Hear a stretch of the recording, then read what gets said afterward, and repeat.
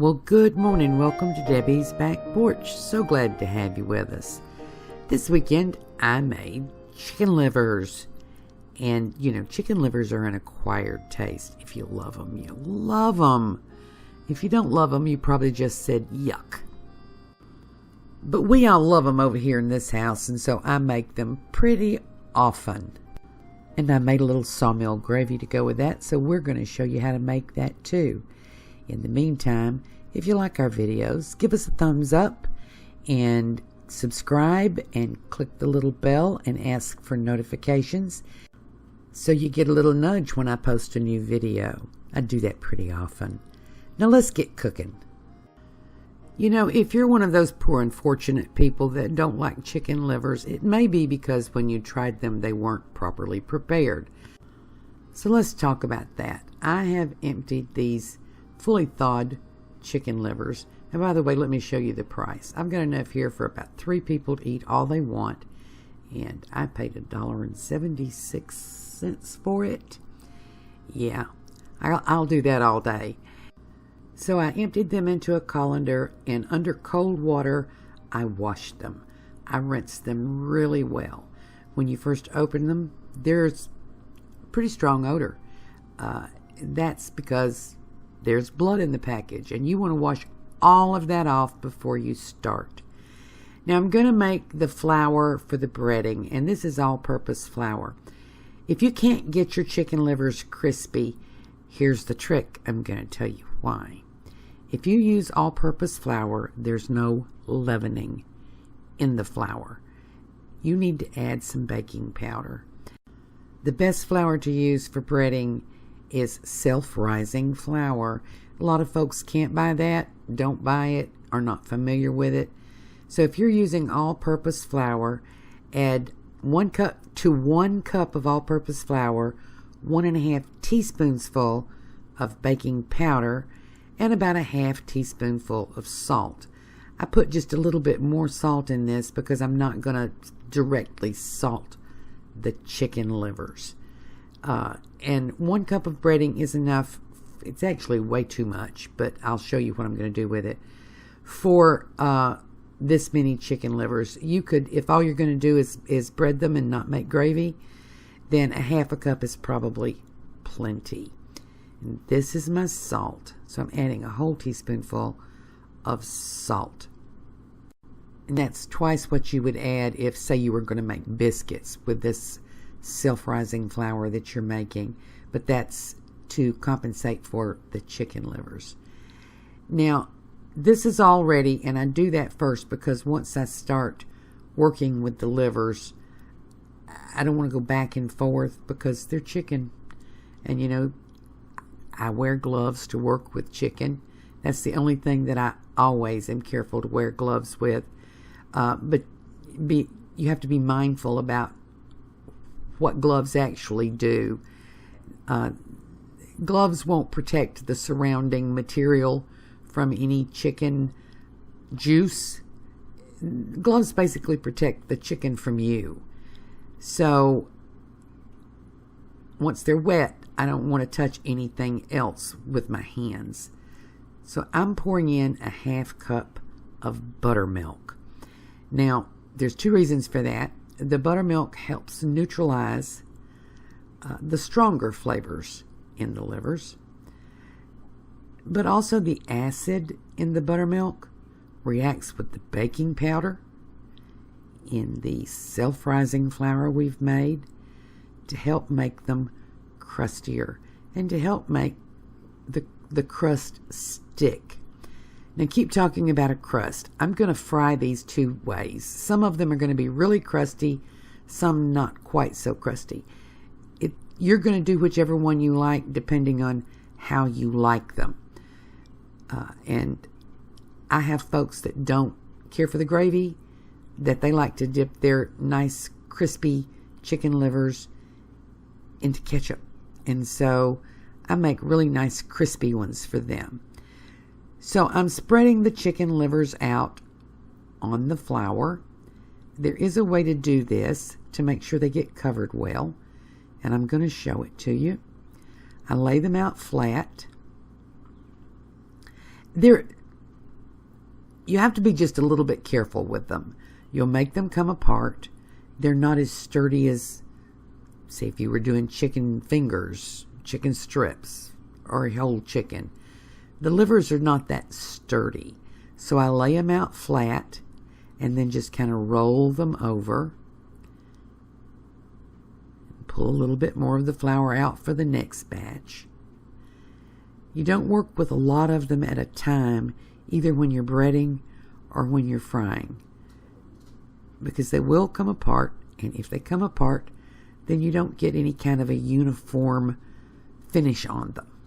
You want them to all end up close to the same size. So you see how I'm doing that. Just lay them down, kind of press the flour into them, and move them to the side. I'm going to finish this step and be right back. So I have these covered nicely all over. I'm kind of going through them to make sure everything's breaded. I have my pan heating, and I'll meet you at the stove in just a second. One last word. Don't bread these ahead of time. Bread them right before you're ready to fry them. Otherwise, they'll get soggy. So I have my trusty Griswold skillet all ready to go. And I have a generous amount of oil in the bottom. And I have it on medium heat. We won't go over medium heat through this whole process. Once you start frying livers, your main goal is to make sure you don't get splattered with hot grease, because they're really bad when they get hot to pop. And if there's any limit on how many times I'll make chicken livers, it's just because I don't want to get popped. I have gotten burned from chicken livers. So I learned to be careful. I've checked the oil here. What makes them pop is getting too hot too fast. And there's no need to have your cast iron skillet up really high. If you put it on medium heat, give it a chance to heat up the way I just showed you. You know it's hot enough when a small piece dropped in it immediately sizzles. It's not too hot if it doesn't immediately burn. And you'll know when you do it. This is about 325 degrees if you're using a thermometer.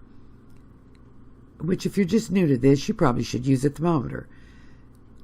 So I'm going to drop these in, not touching. This will take 2 times to fry this batch. If it takes 3 times, that's fine. You don't want them to be too close. And as soon as they start sizzling, put a lid on the pan. I'm going to set the timer I'll set it for 3 minutes, and then I'll check them. You're not going to want to cook it over 4 minutes on one side in most cases. This goes pretty quickly. The reason for the lid on the pan is, of course, to protect you from the pop. It's also to hold the heat steady. But if you have one of those screens that fits over a pan, that'll work just fine. We just basically don't want to get burned. And once you've gotten practiced at this, you can control that pop by putting a lid or a screen on your pan and not letting your heat get too hot. So I did a little time lapse there, and we're going to check them. When you're checking fried food, before you turn it, make sure it has let go from the pan, that it's not stuck. And just don't turn it before that, ever, no matter what you're frying. As long as it's breaded, the rule is put it in the pan and leave it alone until it lets go from the skillet. That way you can keep your crust intact. You limit the uptake of oil because you allow a crust to form. And you allow them to get crispy. So I'm going to get these turned. That was 3 minutes, by the way. They could be a little crispier, but we're going to go with 3 minutes right now for this batch. And I'm going to cover them back up, set my timer for 4 minutes this time, and then I'll be back. Quick note, if you're not confident yet in your ability to control the heat in your cast iron, take the lid off and check, but put it right back on, just for your own protection. So that's 4 minutes. And these are nice and crispy on that side. I'm going to let them cook 1 more minute on the original side and be right back. And you might, by the way, notice that I still have on gloves. These are not the original gloves.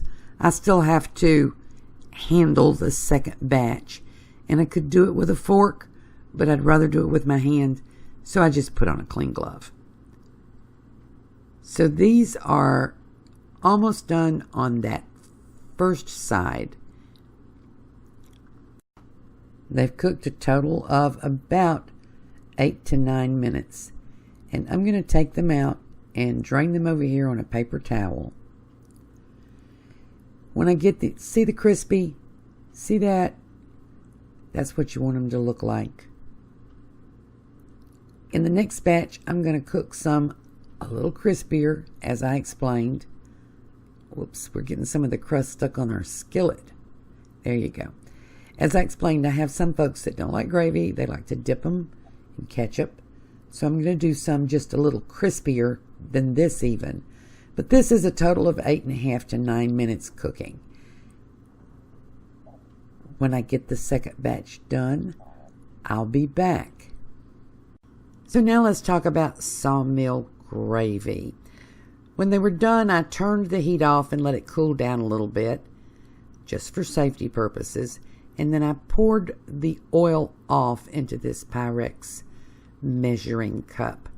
And I measured back in a 1/4 cup.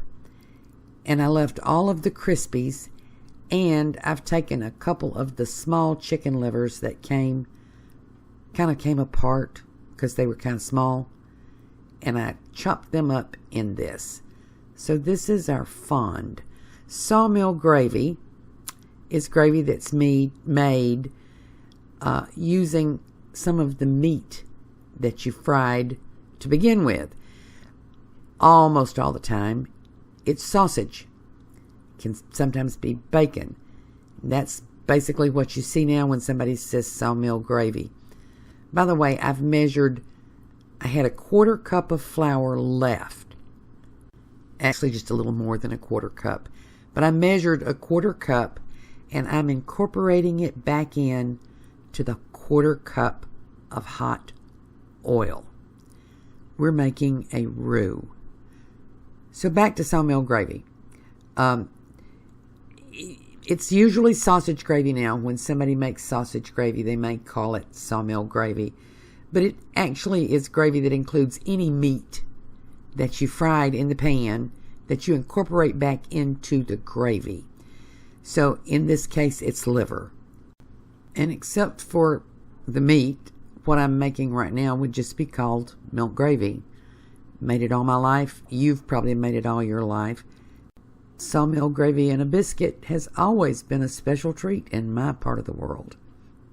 So I'm going to let that cook enough to cook off the pasty flavor that you can get from flour. But remember now, this has a little baking powder in it, and it has a little salt in it, which if you're using just all-purpose flour, it won't have. So I'm going to stir this because you don't want it to scorch. The properties of a roux, that is what we're making, is that the fat combines with the flour to make it not stick. So you can add your liquid to this, which is 2 cups of milk, by the way, without worrying about it sticking, as long as the liquid you add is cold or room temperature. If you add hot liquid, it upsets the balance and it may cause it to stick. But if you use the cold milk, you're not going to have lumps in your gravy.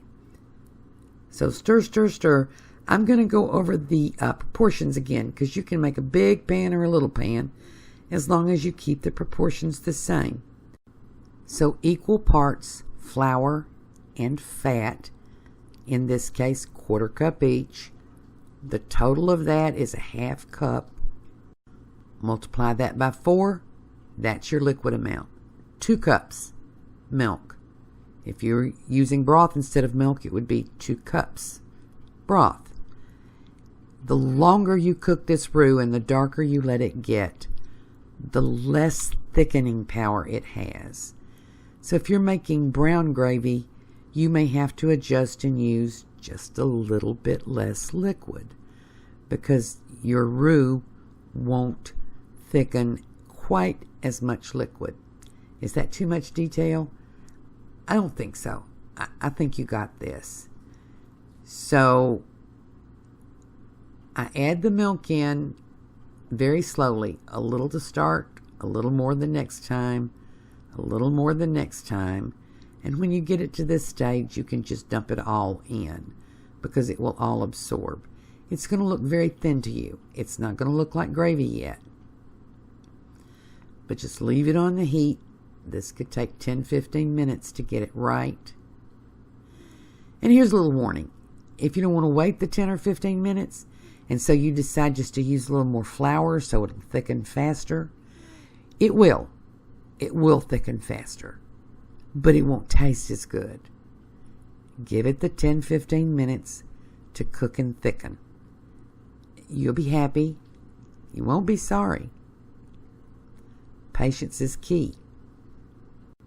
I'm going to let this bubble and thicken a little bit, and then I'll be back. So this is about 5 minutes. I want to give you a chance to see that bubble. You want to stir this all along because you don't want it to scorch.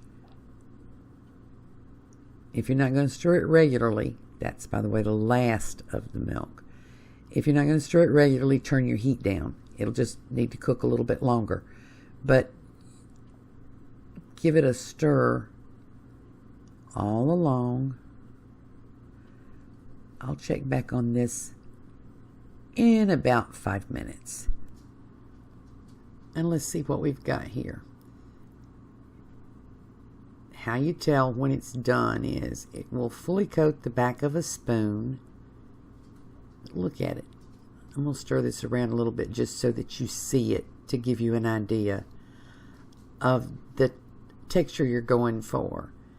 And you see how it coats that spoon?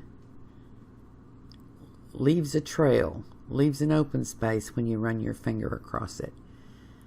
That means it's done. Check for salt and pepper and plate it up. And here's my plate. And you know, in my pre-diabetes days, I would have had a biscuit on this plate. And I would put a lot of gravy on the biscuit.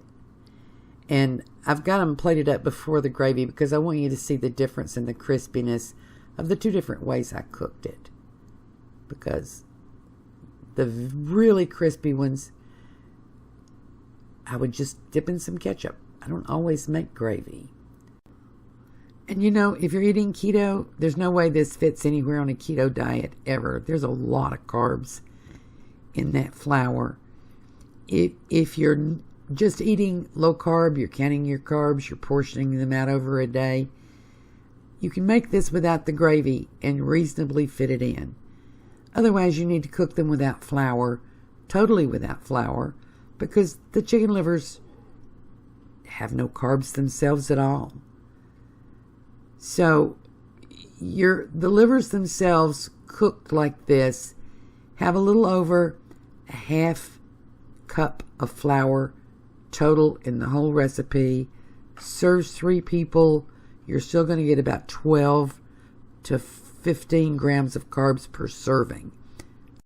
And I promise sometime in the near future I will make these again using some Carb Quick or something else low carb as the breading, so that even those folks who are really strict on carbs can enjoy some chicken livers.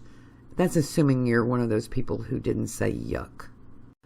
I really hope you try this recipe. I hope you try chicken livers. I hope you'll like this as much as I do. And I hope to see you again tomorrow on Debbie's Back Porch.